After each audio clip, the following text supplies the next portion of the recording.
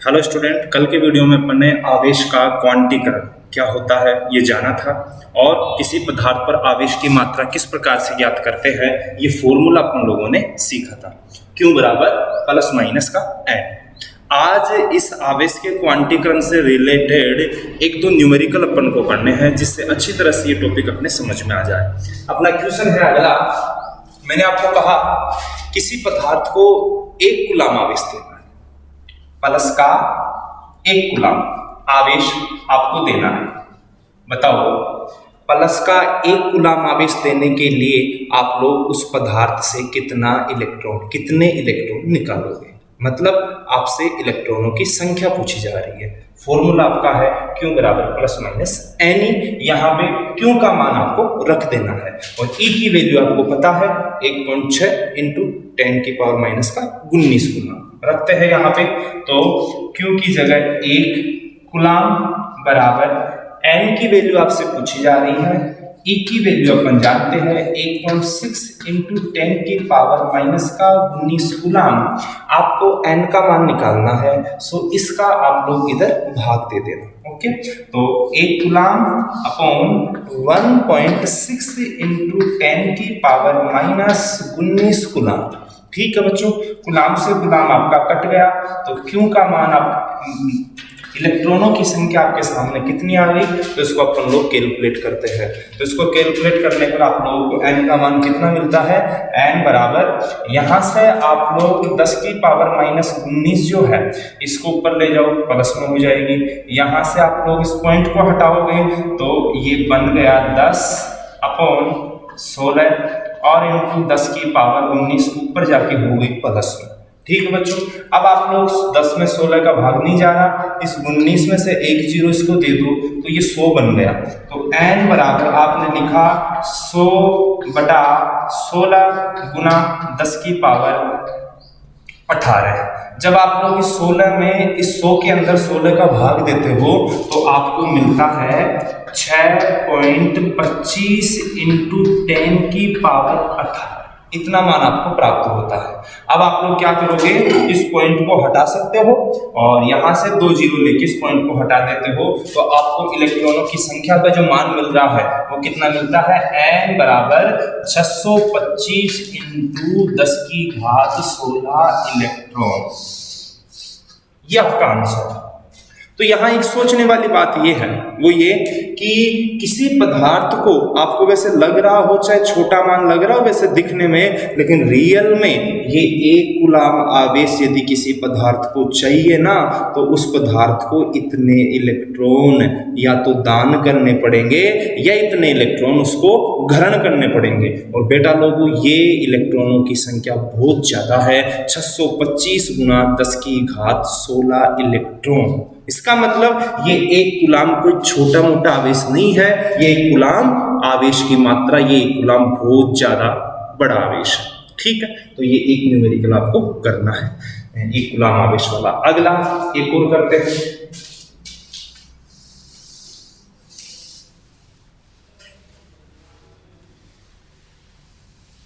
इसी से रिलेटेड मैंने आपको कहा कि यदि कोई पदार्थ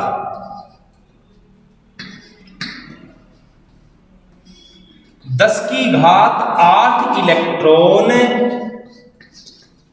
1 सेकंड में दान कर देता है, 1 सेकंड में दान कर रहा है, दान करता है।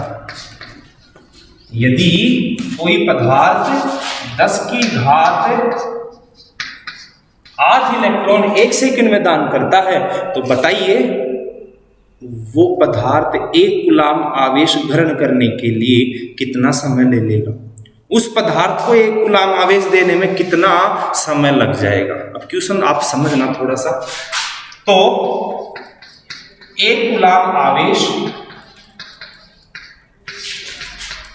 ग्रहण करने में कितना समय लगेगा, कितना समय लगेगा, ये आपसे क्वेश्चन पूछा जा रहा है।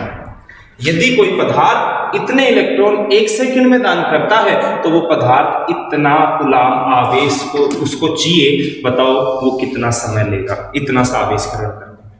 तो बेटा इसको बहुत इजीली तरीके से आप लोग करोगे, और मैं यहाँ से फिर से आप लोगों को प्रूफ करके दे रहा हूँ कि रियल में ये एक कूलाम छोटा आवेश नहीं है, एक कूलाम आवेश की बहुत बड़ी मात्रा होती है। अभी आपको पता चल जाएगा कैसे, एक एग्जाम्पल तो आपको मैंने बताई, दूसरा और पता चल जाएगा। देखना पहले तो ये बताओ एक कूलाम आवेश लेने के लिए कितने इलेक्ट्रॉनों की आवश्यकता आपको अभी बताया है, 625 गुणा 10 की घात 16 इलेक्ट्रॉन यदि एक कूलाम आवेश चाहिए। तो बेटा बचपन का आपका एक छोटा सा तरीका है मैथमेटिक्स का, वही चुंकी वाला नियम, उसको यहाँ काम में ले लेते हैं। देखना बेटा, तो आप इसका आंसर निकालते हैं, आप लोग लिखोगे क्या कि चूंकि 10 की घात 8 इलेक्ट्रॉन दान करने में लिया गया समय कितना है, 1 सेकंड। अतः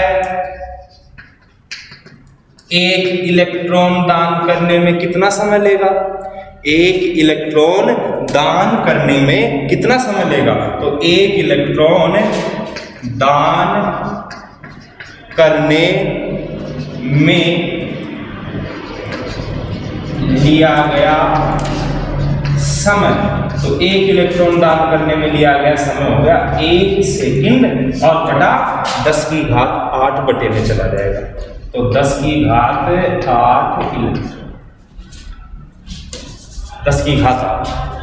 अब अपने को आवेश कितना चाहिए, तो अपन लोगों को आवेश चाहिए 1 कूलाम। अब बताओ 1 कूलाम में कितने इलेक्ट्रॉन होते हैं, अभी आपने बताया 1 कूलाम के अंदर 625 गुणा 10 की घात 16 इलेक्ट्रॉन होते हैं। तो आप लिखोगे अतः 625 गुणा 10 की घात 16 इलेक्ट्रॉन दान करने में लिया गया समय, तो 1/10 की घात 8 गुणा, इस मान को अपन उधर गुणा कर देंगे, 625 और इंटू 10 की पावर 18 गुणा कर दिया अपन ने। अब इसको काट लेते अपन, जैसे कट रहा है ये मान, तो 10 की पावर 8 से 10 की पावर 18 काट दी अपन लोगों ने, तो कितनी बच गई, 10 की पावर 10 शेष रह गई अपने पास 10 की पावर 10। और जब अब अपन लोग इसको और सोल्व करते हैं, इस मान को, ये आगे आया 625 इंटू 10 की पावर 10 सेकंड आ गया, ये मान 625 इंटू 10 की पावर 10 सेकंड, ये मान आ गया। तो अब इस सेकंड को आप लोग वर्ष में बदलना है, आप लोगों को आंसर अपन इसका वर्ष में निकाले, तो सबसे पहले इसको मिनट में बदलते हैं। मिनट में बदलने के लिए मैंने 60 का भाग दिया, फिर इसको अपन लोग 1 घंटे में बदलते हैं, फिर 60 का भाग दिया, फिर उसको दिन में बदलना अपने को 24 का भाग दोगे, और फिर इसको अपन लोग 1 महीने में बदलेंगे, तो या दिन से आप लोग वर्ष में बदलना है तो डायरेक्ट 365 का। लेकिन यदि आप इतनी बड़ी कैलकुलेशन नहीं करना चाहते तो एक मान जो मेरा कैलकुलेट किया हुआ है वो मान आप लोग याद रखना। क्या, यदि सेकंड को डायरेक्ट आप लोग है ना, यदि वर्ष में बदलना चाहो तो 3.1 गुणा 10 की पावर 7, समझ रहे हो, 3.1 गुणा 10 की पावर 7 का आपको क्या दे देना है, भाग दे देना है। तो ये डायरेक्ट ये वैल्यू किस में बदल जाएगी, आपकी इस वर्ष के अंदर बदल जाएगी। तो आपने भाग दे दिया 3.1 गुना 10 की पावर 7। अब ये सेकंड में नहीं रहा ये मान बदल गया वर्ष में। जब आप इस पूरी कैलकुलेशन को करोगे, तो आप लोगों को जो मान मिलेगा वो मान लगभग 2000 के आसपास आएगा, वो वाला मान आप लोगों के पास लगभग 2000 के आसपास। ठीक है, तो आप लोग यदि सेकंड में चाहो तो इतना, और यदि वर्ष में बदलना चाहो तो आप लोग इसका भाग दे देना, और आप लोगों को लगभग जो मान मिलेगा वो, सॉरी यहाँ पे 16 था, भूल गया यहाँ पे मान 16, तो 16 का भाग आप 8 का दोगे तो 8 ही बचेगा, 8 ही बचेगा यहाँ पे। जब आप 10 की घात 8 का 10 की घात 16 से काटोगे, मैंने 18 लिख दिया गलती से, तो आप लोग जब काटोगे तो 10 की घात 8 ही बचेगा। जब इसको सोलो करोगे, आप लोग सेकंड में था समय, वर्ष में बदलोगे तो लगभग 2000 वर्ष आपका आंसर आएगा। 2000 वर्ष आएगा आप लोगों का आंसर। तो यहाँ आप लोगों को मैं यही समझाना चाहता हूँ कि ये एक कूलाम आवेश बहुत बड़ा आवेश है, क्योंकि एक कूलाम आवेश प्राप्त करने के लिए 625 गुणा 10 की घात 16 इलेक्ट्रॉनों की आवश्यकता होती है। और किसी भी पदार्थ को इतने इलेक्ट्रॉन ग्रहण करने या इतने इलेक्ट्रॉन दान करने में लगभग 2000 वर्ष लग जाते हैं। कितने वर्ष लग जाते हैं? लगभग 2000 वर्ष। तो एक कूलाम आवेश बहुत बड़ा है। यहाँ एक बात ये नोट कर लेना आप लोग कि सेकंड को वर्ष में बदलने के लिए अपन लोग डायरेक्ट 3.1 गुणा 10 की पावर 7 का भाग दे सकते हैं। तो इस क्वेश्चन को भी आपको कर लेना है। फटाफट क्वेश्चन लिखिए और आंसर या तो उतार लीजिए या अपने मन से कर सकते तो अच्छी बात है, समझ लियो।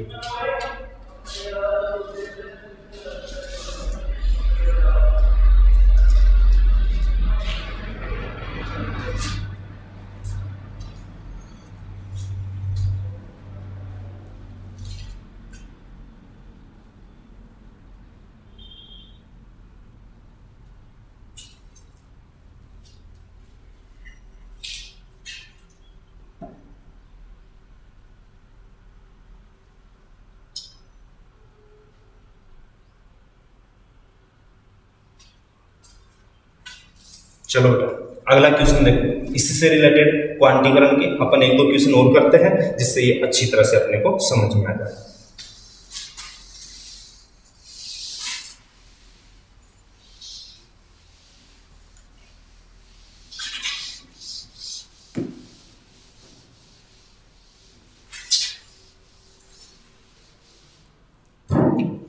अगला क्वेश्चन ये है कि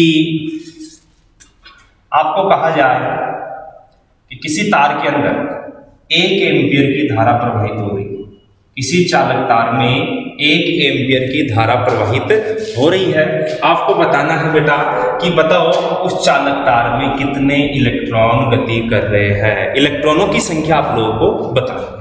तो किसी चालक तार में 1 एम्पियर की धारा प्रवाहित हो रही है, आपको उस चालक तार में गतिशील इलेक्ट्रॉनों की संख्या और कितने इलेक्ट्रॉन 1 एम्पियर धारा के लिए इलेक्ट्रॉनों की संख्या बतानी है। तो बेटा और आप लोगों ने 10वीं क्लास में आपने धारा का एक छोटा सा फॉर्मूला पढ़ा होगा कि I बराबर क्या होता है, आवेश बटे में समय। इस धारा का मान 1 एम्पियर कब हो सकता है? तो इस धारा का मान 1 एम्पियर यदि आपको चाहिए तो आप लोग कूलाम, इस आवेश का मान 1 कूलाम रखिए और आप समय 1 सेकेंड में, 1 सेकेंड अर्थात 1 सेकेंड में प्रवाहित 1 कूलाम आवेश की मात्रा 1 एम्पियर कहलाती है। तो अपन लोग यहाँ पे 1 एम्पियर बराबर क्यू का मान रखेंगे 1 कूलाम और यहाँ समय का मान रखना आप लोगों को 1 सेकेंड।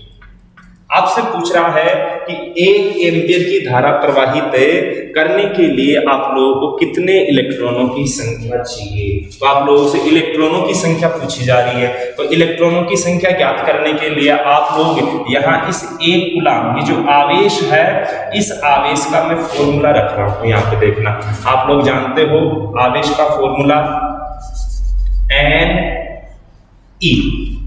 अभी निकाला अपने क्वांटाइजेशन से n। तो इस क्यू की जगह मैंने एन ही रख दिया, आई का मान मैंने 1 एम्पियर रख दिया और टी का मान मैंने 1 सेकेंड रख दिया। ठीक है, अब आप लोग मान चाहते हो किसका, एन का, तो इन दोनों को आप लोग इधर ले जाओ तो आप लोगों को एन का मान मिल जाएगा। ठीक है, तो एन का मान वो भी 1 सेकेंड के अंदर कितने इलेक्ट्रॉन है वो आप लोगों को बताना है। तो आप लोग एन का मान निकालने के लिए 1 सेकेंड का इधर भाग देंगे तो वो तो प्रति सेकेंड रहेगा ये मान तो, और आप लोग अब ई का इधर भाग दे देते हो तो एन का मान कितना मिलेगा आप लोगों को, 1 एम्पियर बटे में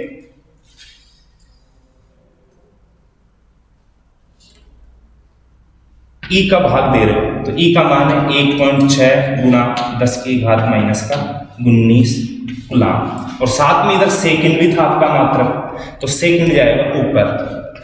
ठीक है, तो सेकंड को आप लोग ऊपर भेज दो या मात्रक का हम लोग लास्ट में लिख देंगे एक साथ जो भी है।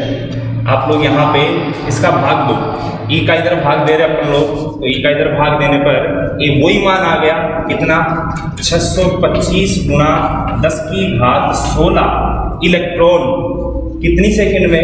1 सेकंड।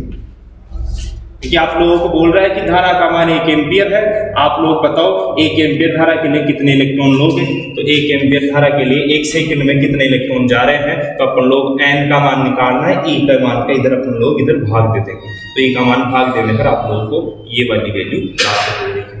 तो आप लोगों को ये अगला न्यूमेरिकल ये भी करना है कि किसी चालक तार के अंदर 1 एम्पियर की धारा प्रवाहित करने के लिए आप लोगों को कितने इलेक्ट्रॉन चाहिए? तो आप लोगों को लगभग इतने इलेक्ट्रॉनों की आवश्यकता पड़ती है 1 एम्पियर की धारा प्रवाहित करने के लिए।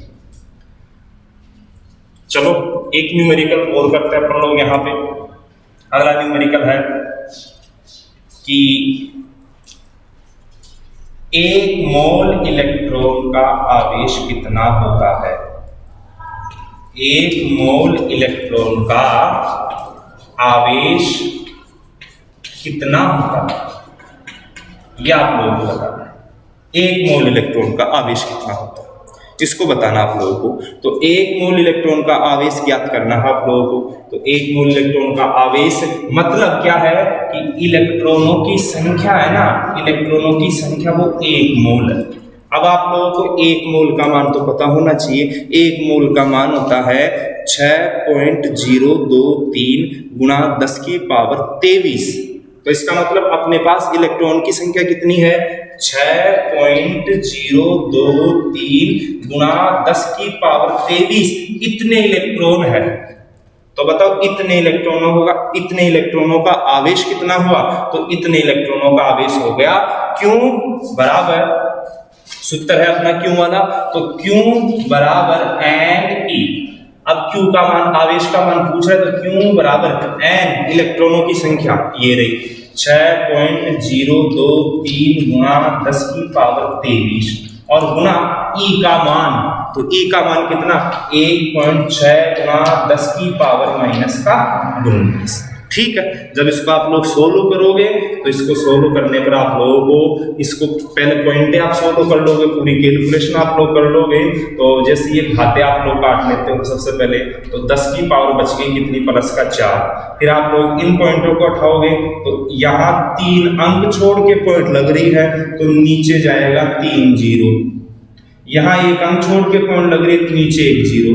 तो ये कितनी जीरो होगी? 4 जीरो। तो 4 जीरो ऊपर बच रही है, ये कैंसिल हो गया, बच गया 6 4 23 और गुना 16 और आवेश का मात्रक कूलम। जब आप लोग इन दोनों संख्याओं को गुणा करोगे तो लगभग आपको मान मिलेगा, लगभग करेक्ट तो नहीं मिलेगा, लगभग आपको मिलेगा 96,500 कूलम। 96,500 कूलम। जब 1 मोल इलेक्ट्रॉन, इतने इलेक्ट्रॉन आपको दे दिए जाए, 1 मोल के बराबर इलेक्ट्रॉन दे दिए जाए, तो 1 मोल इलेक्ट्रॉनों का आवेश होता है 96,500। और इस 96,500 कूलम, अपन जानते हैं 1 कूलम आवेश के लिए 2000 वर्ष लग जाते हैं। इतने बड़े आवेश को प्राप्त करने के लिए तो पता नहीं कितना समय लग जाएगा। तो ये तो आवेश का बहुत बड़ा मान हो गया। इतने बड़े आवेश को शॉर्ट रूप में एक नाम दिया गया, और किसके सम्मान में? फेराडे के सम्मान में, क्योंकि फेराडे का भी कुछ भूमिका थी इसके अंदर। आवेश की खोज या आवेश के बारे में कुछ ना कुछ बताने में फेराडे की भूमिका थी, इसीलिए इतने बड़े आवेश का नाम रखा गया शॉर्ट रूप में 1 फेराडे। तो आप लोगों को बेटा 1 फेराडे आवेश का ये एक मात्रक और है, जो अभी थोड़ी देर में आपको आवेशों के मात्रक लिखवाऊंगा, उसमें आप लोगों को ये बातें बतानी है। ठीक है, तो 1 कूलम आवेश बड़ा होता ही है, 1 फेराडे उससे भी बहुत ज्यादा कई गुना बड़ा होता है। और लगभग कितना होता है 1 फेराडे में मान? 96,500। तो आप ये क्वेश्चन और करोगे कि 1 मोल इलेक्ट्रॉन्स में कितना आवेश होता है। फटाफट उतारिए इसको भी।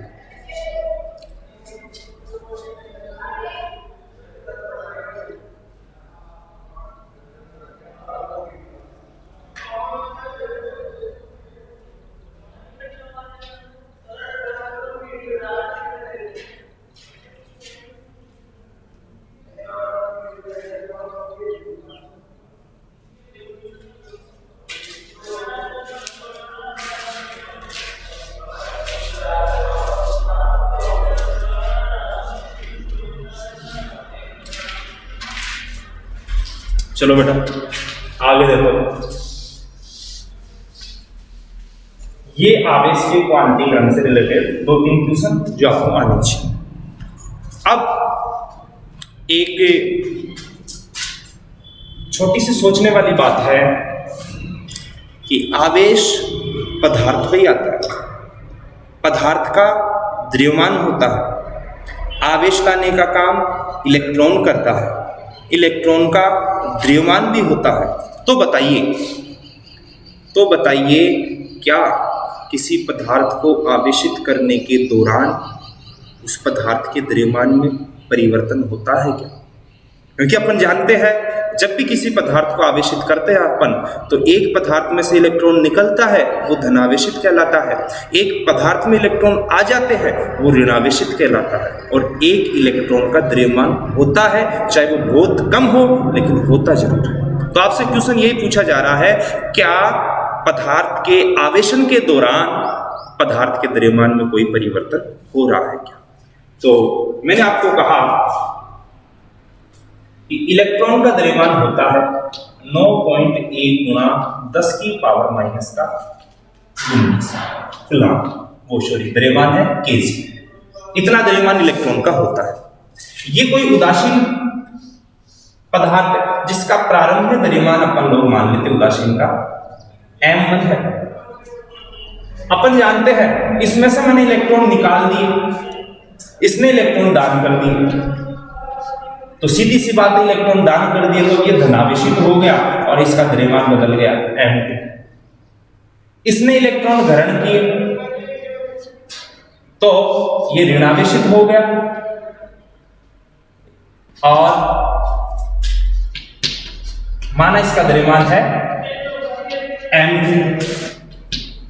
ठीक है, आपसे क्वेश्चन पूछा गया उदासीन है, ऋणावेशित है, धनावेशित है, बताओ किसका द्रव्यमान ज्यादा, किसका कम, और क्या तीनों का द्रव्यमान बराबर है? मैंने आपको ऑप्शन दे दिया कि क्या तीनों का द्रव्यमान बराबर,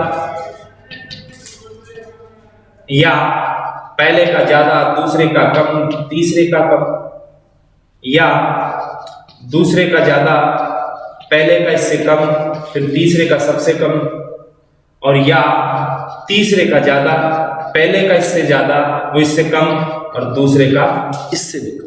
इनमें से आपको एक ऑप्शन बताना है। ये धनावेशित है, धनावेशित क्योंकि इसने इलेक्ट्रॉन का दान किया है। ये ऋणावेशित हो गई क्योंकि इसने इलेक्ट्रॉन ग्रहण किया है। आपको बताना है कि जब कोई पदार्थ आवेशित होता है तो क्या उस पदार्थ के द्रव्यमान में परिवर्तन होता है क्या? इनमें से ऑप्शन आपको एक छांटना है। तो चलो मैं बताता हूं आप लोगों को इनमें से कौन सा ऑप्शन अपना सही हो। मैं कह रहा हूं यदि किसी भी भौतिक राशि को देखने के दो नजरिए होते, एक तो प्रायोगिक और एक सैद्धांतिक। प्रायोगिक का मतलब क्या प्रैक्टिकल में अपने को वो चीज मिल रही है क्या, और सैद्धांतिक का मतलब सिद्धांतों के अनुसार ऐसा होता है क्या। तो प्रायोगिक के अकॉर्डिंग अब आप ही बताना, जैसे आप लोग एक उदाहरण लीजिए, जैसे एक नदी है, पानी की नदी है, समुंदर मान लो आप लोग, इससे बड़ा तो क्या लोग, उसमें से पानी की एक बूंद निकालो। आपने निकाली जरूर है, पानी की एक बूंद निकाली, लेकिन क्या प्रैक्टिकल तौर से उस समुंदर के द्रव्यमान में कोई परिवर्तन हुआ? आप कहोगे ऐसी कोई तराजू अभी तक नहीं बनी कि एक बूंद निकालने से समुद्र के द्रव्यमान में जो कमी हुई है उस कमी को वो तराजू तोल सके, नहीं। तो प्रायोगिक रूप से तो आपसे एक निकालो, दो निकालो, तीन निकालो, एक जग का पूरा निकालो, पानी का एक जग पूरा निकालो, आप लोग उससे समुद्र के द्रव्यमान में जो परिवर्तन है उसको आप प्रैक्टिकल रूप से प्रूफ नहीं कर सकते। तो एक चीज तो कन्फर्म है, क्योंकि यहाँ इलेक्ट्रॉन का द्रव्यमान बहुत कम है, तो एक इलेक्ट्रॉन किसी पदार्थ से निकलता है तो सिद्धांत के अनुसार कुछ द्रव्यमान इसमें से निकला है। ये चौक है, इसमें से एक चौक का कण में निकालूं तो यदि मैं तोलूं तो तोल में अपने को वो चीज नजर आए या नजर ना आए, यदि अपने पास ऐसी तुल्ला है जो इतने कम द्रव्यमान को माप सके तब तो अपने को नजर आएगा, तब तो अपना प्रैक्टिकल रूप सही है। और ये ऐसी तुल्ला अपने पास नहीं है जो इतने कम द्रव्यमान को माप सके, तो अपन लोग इसके द्रव्यमान में कोई परिवर्तन नहीं बताएंगे। मेरे कहने का मतलब चाहे वो 1 इलेक्ट्रॉन ग्रहण करे चाहे दान करे, तीनों अवस्थाओं में प्रैक्टिकल रूप से द्रव्यमान समान मानेंगे। लेकिन सिद्धांत क्या कहता है, निकला तो है कुछ ना कुछ इसमें से, कुछ ना कुछ द्रव्यमान तो निकला है तो इसके द्रव्यमान में सिद्धांतों के अकॉर्डिंग तो क्या हुआ है, परिवर्तन जरूर हुआ है। यदि इलेक्ट्रॉन निकला है तो द्रव्यमान कम हुआ है, और यदि इलेक्ट्रॉन आया है तो द्रव्यमान ज्यादा हुआ है। तो इनमें से कौन सा ऑप्शन सही है, अपना ऑप्शन नंबर है 3, क्योंकि ऋणावेशित ने इलेक्ट्रॉन ग्रहण किया तो इसका 1 इलेक्ट्रॉन जितना द्रव्यमान बढ़ा, जरूर बढ़ा सिद्धांत के अकॉर्डिंग, और धन आवेशित ने तो दान किया है तो उदासीन से भी कम हो गया, तो द्रव्यमान सबसे ज्यादा ऋणावेशित का, इससे कम उदासीन का, और सबसे कम किसका होगा, धन आवेशित का। तो ये चीज अपने को याद रखना है, सिद्धांतों के अनुसार ऋणावेशित पदार्थ का द्रव्यमान ज्यादा होता है, उदासीन का इससे कम होता है, और धनावेशित का सबसे कम होता है। अब जैसे अच्छा, द्रव्यमान में जो कमी आती है या द्रव्यमान में जो वृद्धि होती है, मतलब द्रव्यमान में जो परिवर्तन होता है, उस परिवर्तन को आप लोग कैसे समझोगे, उस परिवर्तन का मान कैसे निकालोगे। तो सिंपल सा है ये कैलकुलेशन भी, एक न्यूमेरिकल्स की सहायता से मैं आपको समझाता हूँ। देखना, मैंने आपको कहा एक थैला आपके पास है, उस थैले में आप लोगों ने बहुत सारी समान द्रव्यमान की गेंद प्लास्टिक की जैसी भी है आपके पास, उसमें भर रखी है आपने। प्रत्येक गेंद का द्रव्यमान है, प्रत्येक बॉल का द्रव्यमान है 200 ग्राम। ओके, अब मैंने कहा इसमें से, इस थैले में से मैंने 4 गेंद निकाल ली, बाहर निकाल ली, तो सीधी सी बात आप क्या कहोगे, थैले का द्रव्यमान कम हो गया। मैंने पूछा बताओ कितना कम हुआ, तो द्रव्यमान में कितना परिवर्तन हुआ, आपने कहा थैले के द्रव्यमान में परिवर्तन डेल एम बराबर कितनी गेंद निकाली, पहले वो बताओ, कितनी गेंद निकाली मैंने, 4 इंटू 1 गेंद का द्रव्यमान कितना, आपने कहा 1 गेंद का द्रव्यमान है 200 ग्राम, तो थैले के द्रव्यमान में परिवर्तन कितना हो गया, 800 ग्राम।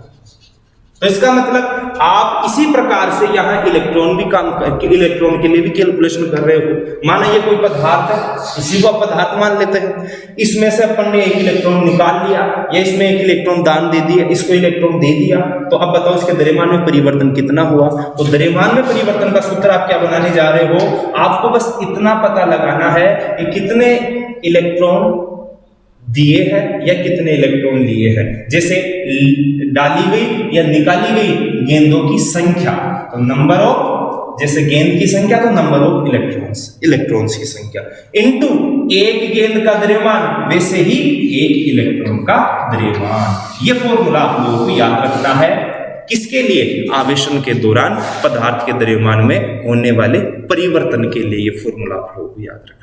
तो बेटा जी एक बात अच्छी तरह से क्लियर आप लोगों की हो चुकी होगी कि जब भी पदार्थ को आवेशित करते हो तो पदार्थ के द्रव्यमान में परिवर्तन होता है, बहुत कम होता है। प्रैक्टिकल रूप से उसको नेग्लेक्ट कर देते हैं, लेकिन सैद्धांतिक रूप से उस परिवर्तित द्रव्यमान का मान जरूर निकाला जाता है। अब एक न्यूमेरिकल में आपको दे रहा हूं, जो आपकी बुक का है एग्जाम्पल नंबर 2, उसको समझना। तो आप लोग एक पहले तो ये लिखो, सेंटेंस लिखो, आवेशन के दौरान पदार्थ के द्रव्यमान में परिवर्तन डेल एम बराबर एन और एन, ये फॉर्मूला आप लोगों को लिखना है। इससे अपन न्यूमेरिकल करेंगे। और एक चीज ये याद रख लेना, सैद्धांतिक रूप से ऋणावेशित पदार्थ का द्रव्यमान ज्यादा होता है, इससे कम उदासीन का होता है, इससे कम धनावेशित का होता है। ये 2 चीज आप लोग नोट कर लीजिए, और फिर अगला न्यूमेरिकल करते हैं।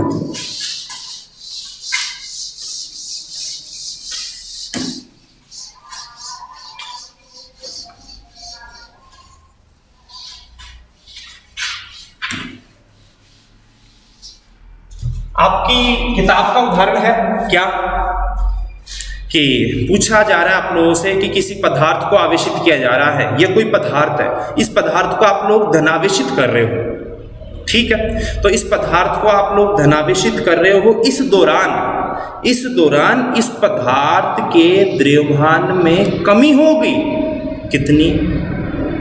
9 नैनोग्राम की, सॉरी 9.1 नैनोग्राम की, इतनी कमी होगी। मतलब द्रव्यमान बदल गया इसका, कितना द्रव्यमान बदल गया?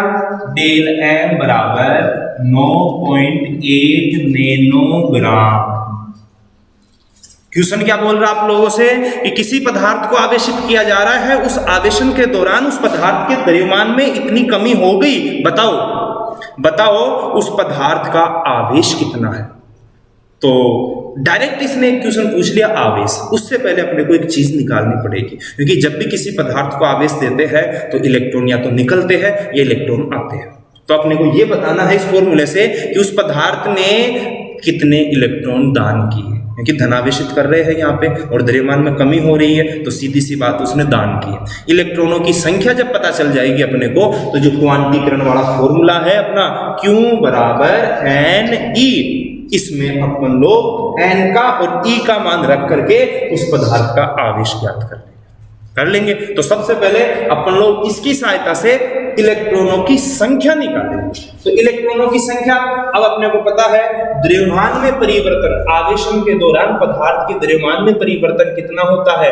डेल m बराबर nme, इलेक्ट्रॉनों की संख्या, एक इलेक्ट्रॉन का द्रव्यमान। तो इस फॉर्मूले में वो मान रख दो, ठीक है। अब अपने को पता है एक इलेक्ट्रॉन का द्रव्यमान कितना होता है, तो एक इलेक्ट्रॉन का द्रव्यमान होता है 9.1 गुणा 10 की पावर माइनस का 31 kg, ये एक इलेक्ट्रॉन का द्रव्यमान है, ठीक है।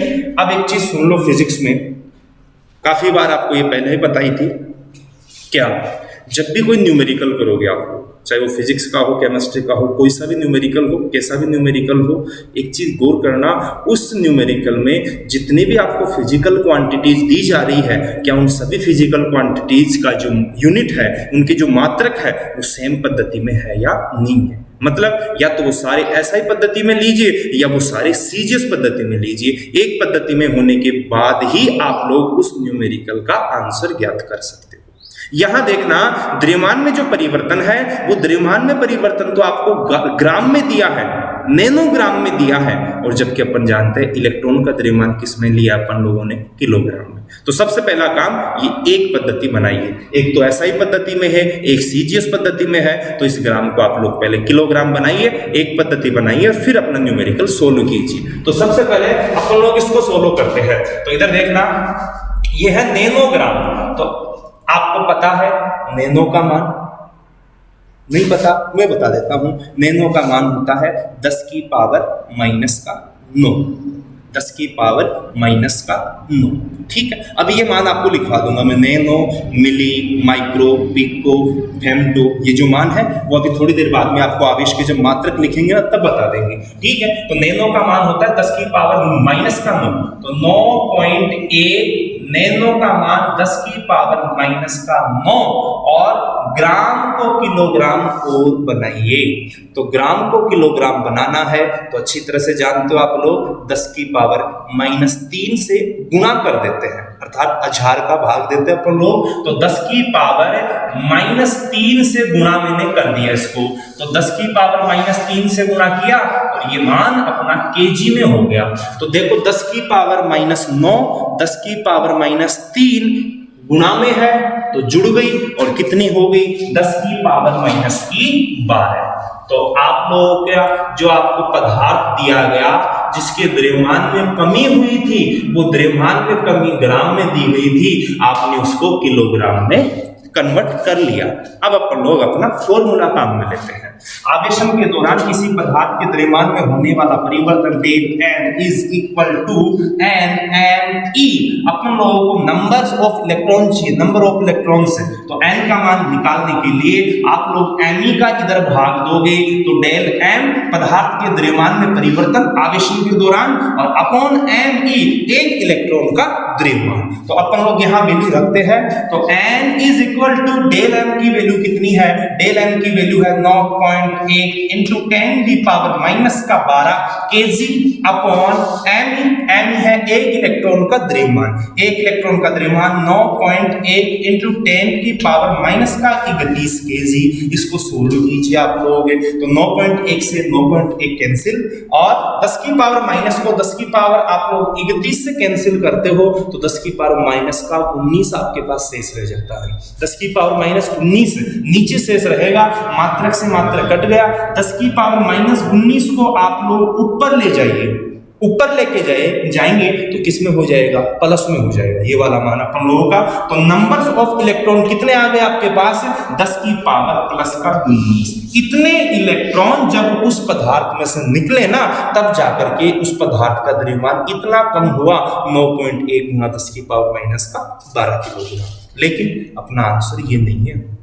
अपने से तो पूछा है कि जब उस पदार्थ के द्रव्यमान में इतनी कमी कर दी जाती है तो बताइए उस पदार्थ का आवेश कितना होता है। आवेश पूछा जा रहा है, आवेश। तो अपन जानते हैं क्वांटीकरण का जो क्वांटीकरण का सिद्धांत है वो क्या कहता है अपना? वो कहता है कि किसी पदार्थ पर जो आने वाला आवेश है वो Q बराबर N इस रूप में आता है। ठीक है, प्लस कब माइनस कब जानते हो। रख दो यहाँ किसकी वैल्यू रखनी है अपने को, तो क्यों क्वांटिटी पूछ रहा अपने से चार्ज की, n का मान अपने को रखना है। n का मान अभी निकाला है 10 की पावर 19 और इंटू ई कितना है? 1.6 इंटू 10 की पावर माइनस का 19 कूलम, माइनस का 19 प्लस का 19 कैंसिल। तो उस पदार्थ पर आवेश का मान है 1.6 कूलम, 1.6 उस पदार्थ का आवेश 1.6 कूलम। ओके, तो ये अपना किताब का, आपकी किताब का दूसरा नंबर का उदाहरण है। इस प्रकार से आपको करना है। चलो अब इससे आगे मैं आपसे क्वेश्चन पूछूंगा, आप लोग बताना बेटा। जितने न्यूमेरिकल्स आप करोगे, जितने ज़्यादा आप न्यूमेरिकल्स कर पाओगे फिजिक्स के कॉन्सेप्ट उतने ही अच्छे होंगे आप लोग। तो ज़रूरी नहीं मैं करवा रहा हूँ वही न्यूमेरिकल करो, या जो अपने बुक में दे रखे हैं वही करो। यदि अदर कहीं से आपको, अदर बुक से, एसपी से, यदि और कहीं से भी आपको न्यूमेरिकल्स मिलते हैं तो उनको किया करो जरूर। नहीं आए तो आप कमेंट बॉक्स में जरूर लिख के हमें बताया करो, हम सोलो करेंगे या अपना जो ग्रुप बन रखा है तीनों का, उनके अंदर आप लोग डाल सकते हो।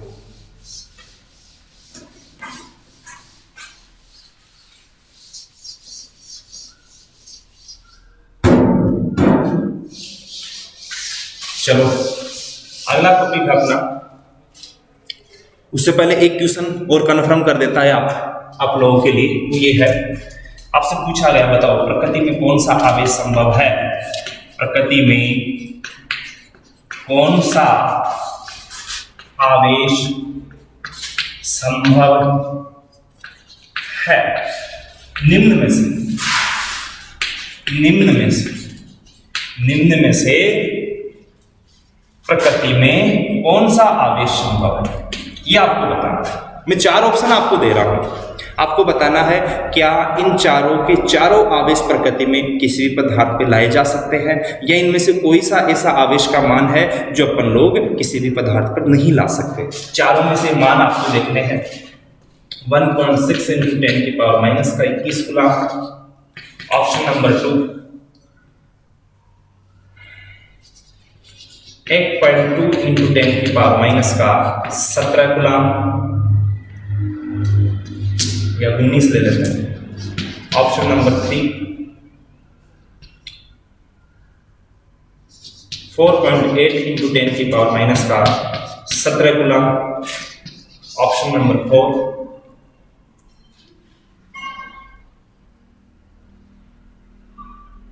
6.4 इंटू 10 की पावर माइनस का 24 कूलम।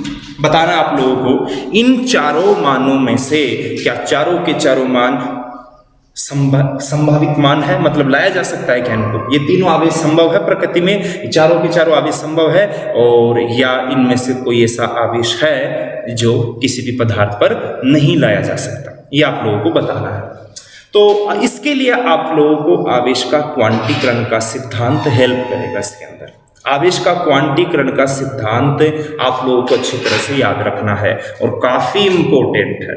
अभी तक स्टार्टिंग से लेकर अभी तक जो पढ़ा है उनमें से सबसे ज्यादा जो इंपॉर्टेंट टॉपिक अपना है वो है आवेश का क्वांटीकरण का सिद्धांत। ठीक है, आवेश का क्वांटीकरण का सिद्धांत क्या कह रहा है आप लोगों को? तो आवेश का क्वांटीकरण का सिद्धांत आप लोगों के लिए कह रहा है कि किसी भी पदार्थ पर सबसे छोटा आवेश इलेक्ट्रॉन का ही है। इससे छोटा आवेश प्रकृति में संभव नहीं है। इलेक्ट्रॉन 1.6 गुना 10 की पावर माइनस का 19 गुना, ये आवेश ही संभव है। इससे छोटा आवेश प्रकृति में आप लोगों के लिए संभव नहीं है। इससे छोटा मान नहीं मिलेगा। साथ में एक बात और भी कही कि किसी भी पदार्थ को जो आवेश मिलेगा वो इसका पूर्ण गुणज होगा, मतलब पैकेट्स और बंडल के रूप में होगा। इस 1.6 गुना 10 की घात माइनस 19 का पूर्ण गुणज होगा। तो अब आप लोगों को यहां सबसे पहले तो ये देखना है। अच्छा, आप लोगों के लिए एक जानकारी के लिए एक चीज बता दूं, वैसे तो गेलमान नाम के वैज्ञानिक ने इलेक्ट्रॉन से छोटे आवेश भी खोज लिए हैं जिनके नाम है क्वार्क कण।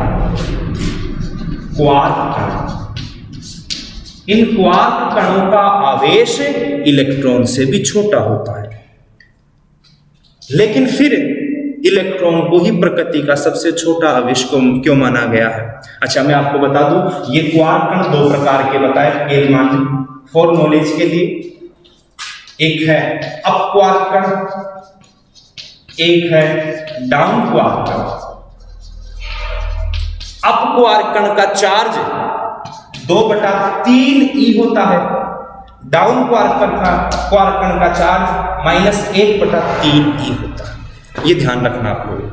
और जब मैं 2 अप और 1 डाउन को मिलाऊंगा तो प्रोटॉन बनता है, एक प्रोटॉन का कण बनता है। और जब मैं 2 डाउन और 1 अप को मिलाऊंगा तो एक न्यूट्रॉन बनता है। चेक करके देख सकते हो आप लोग। यहाँ देखना, जब 2 तो अप लीजिए 1 डाउन लीजिए तो बनेगा प्रोटॉन, और जब आप लोग 2 डाउन कण लीजिए 1 अप क्वार्क कण लीजिए तो बनेगा न्यूट्रॉन।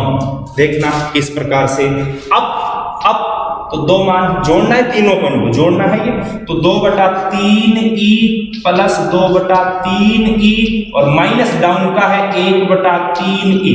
जोड़ेंगे आप लोग तो देखना इसका एलसीएम लघुत्तम आया 3, ठीक है, और ऊपर बच गया 2e और -1e, तो 4e हो गया। 2e प्लस 2e 4e और -1e मतलब कितना e हो गया 3e प्लस का 3e, 3 से 3 कट गया और क्या बच गया? प्लस का e बच गया। और आप जानते हो प्लस का e प्रोटॉन का आवेश होता है, होता नहीं होता? एक प्रोटॉन का आवेश प्लस e के बराबर होता है। इसीलिए एक प्रोटॉन का जो आवेश है वो 2 अप क्वार्क कण और 1 डाउन क्वार्क कण से मिलकर बना होता है। उसी प्रकार न्यूट्रॉन को अपन किस प्रकार से, तो 2 डाउन लीजिए 1 अप लीजिए, तो डाउन का मान है माइनस का 1/3e और फिर माइनस का 1/3e और अप का मान है प्लस का 2/3e। तो जब आप इसका एलसीएम लेंगे तो 3 मिलेगा आपको लेस है। और अब जब इसको सोल्व करोगे तो माइनस का e, फिर माइनस का e और फिर प्लस का 2e। देखना माइनस का 2e और प्लस का 2e कैंसिल होके 0, और 0 में जब भाग देंगे तो 0। और अपन सब जानते हैं जो न्यूट्रॉन है उस न्यूट्रॉन का आवेश कितना होता है? 0 होता है।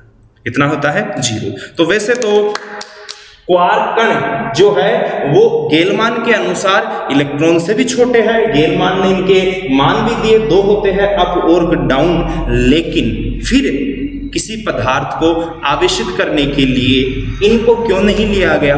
इलेक्ट्रॉन को ही क्यों छोटा माना गया? क्यों कहा गया कि इलेक्ट्रॉन ही आवेशित कर सकता है?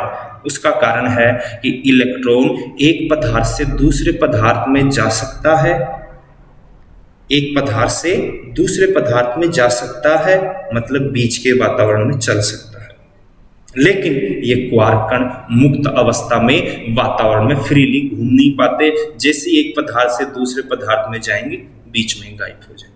ठीक है, तो ये एक प्रॉब्लम, इसीलिए इलेक्ट्रॉन को छोटा आवेश माना गया। तो ये एक नॉलेज के लिए मैंने आप लोगों को बताया, बड़ी क्लासों में इनकी डिटेल आप लोग जानोगे क्वार्क कणों की, तो आप लोग इनको चाहे तो रफली लिख सकते हो। और अब चलते हैं अपने इस क्वेश्चन पे। ठीक है, तो टॉपिक अपना निम्न में से बताओ कौन सा आवेश संभव है। तो मैंने कहा 1.6 का पूर्ण गुणज होना चाहिए, शर्त नंबर 1। शर्त नंबर 2, इस मान से छोटा नहीं होना चाहिए। ठीक है, तो सबसे पहले घात चेक करनी पड़ती है आप लोगों को, फिर 1.6 पे आते हैं। ठीक है, तो यहां देखना घात 10 की घात -19 है, आपको कंफर्म करना है इसमें से ये तो जैसे बराबर है, तो इसको तो छोड़ो, घात को इन तीनों घातों पे आओ। इनमें सबसे बड़ी घात कौन सी, सबसे छोटी घात कौन सी? 10 की घात -19 से घात छोटी कौन सी है? सब जानते हो बेटा, माइनस की जो बड़ा मान है वो छोटा होता है माइनस। ठीक है, तो यहाँ 10 की घात -19 है ना, इससे छोटा गुण कौन है? 10 की घात -24, 10 की घात -21, ये छोटे हैं। तो सबसे पहले इनको हटाओ, क्योंकि अपन जानते हैं क्वांटीकरण सिद्धांत क्या कहता है, किसी पदार्थ पर इससे छोटा आवेश नहीं आएगा। इलेक्ट्रॉन से छोटा इलेक्ट्रॉन के टुकड़े संभव नहीं है प्रकृति में। ठीक है, तो ये दोनों आंसर में नहीं आएंगे, पहली बात। अब बच गए अपने ये दो ऑप्शन, इनमें से कंफर्म करो। तो अब देखना, इसको लेते हैं सबसे पहले, इसको अपन लोग, इसमें घात बराबर आ रही, 10 की घात -19, 10 की घात -19। अब चलते हैं आगे वाले अंक पे जो गुणा में है, 1.6, यहाँ 8.2। तो चलो 1.6 से बड़ा तो आ गया 8.2, लेकिन ये देखो क्या ये 8.2 1.6 का पूर्ण गुणज है? ये देखो आप लोग, तो 1.6 मतलब 16, मान लो इसको लगभग 16 के पहाड़े में आप लोग 82 को प्राप्त कर पाते हो। तो आप जानते हो 16 का पहाड़ा जब 5 बार बोलोगे तो 80 बारी आता, 80 आता है, 82 नहीं आता। इसका मतलब ये 1.6, ये 8.2 है ना, ये 1.6 का पूर्ण गुणज ही नहीं है, अतः ये आवेश भी संभव नहीं है। क्योंकि मैंने कल आपको कहा था आवेश कैसे मिलेगा, 1.6 फिर 2 से 2 बार गुना करेंगे e के मान को तो 3.2, फिर ऐसे बढ़ता जाएगा 4.2, फिर 6.4, ऐसे आवेश बढ़ेगा, पैकेट्स बंडल के रूप में बढ़ता है। क्वांटीकरण का सिद्धांत समझाया था, बच गया ये। अब इसको जानो, तो क्योंकि ये भी नहीं है, क्योंकि ये पूर्ण गुणज नहीं है, ये घात छोटी है, इसलिए ये 2 इसलिए नहीं है, ये पूर्ण गुणज नहीं है। आप इसको पहचानो, क्या ये आवेश संभव है क्या? तो पहले घात जानो, घात छोटी है या बड़ी? तो आपने देखा कि 10 की पावर -19, यहाँ 10 की पावर -17, मान तो बड़ा है, बड़ा होता है जानते हो। अब आ जाओ इस पे 4.8, क्या 4.8 16 के पहाड़े में आता है? तो बोल के देख लो आप लोग, 16 का पहाड़ा 2 बार बोलोगे 32 और 16 3 48, आता है नहीं आता? इसका मतलब 4.8 1.6 का पूर्ण गुणज है या नहीं है? तो क्वांटीकरण के दोनों प्रूफ है, यहाँ पे दोनों नियम लग रहे हैं कि इलेक्ट्रॉन से छोटा आवेश नहीं आ सकता। दूसरा, किसी भी पदार्थ का आवेश इलेक्ट्रॉन के आवेश का क्या होता है? पूर्ण गुणज होता है। तो इसमें दोनों चीजें हैं, अतः प्रकृति में ये 3 तो संभव नहीं है और ये वाला संभव है। ये वाला आवेश आ सकता है किसी पदार्थ पर, ये वाले 3 आवेश नहीं आ सकते। किसके अकॉर्डिंग? क्वांटीकरण के सिद्धांत के। तो बेटा समझना है, चाहे थोड़ा आगे, जितना थोड़ा लंबा ले जाता हूं मैं इसको समझाने में, लेकिन बेटा आपको अच्छी तरह से समझ में आ जाना चाहिए टॉपिक जो भी है। तो थोड़ी सी थ्योरी ये लिख लेना यदि रफली लिख सको तो, और इस क्वेश्चन को भी आप लोग रफली उतार समझ गए हो।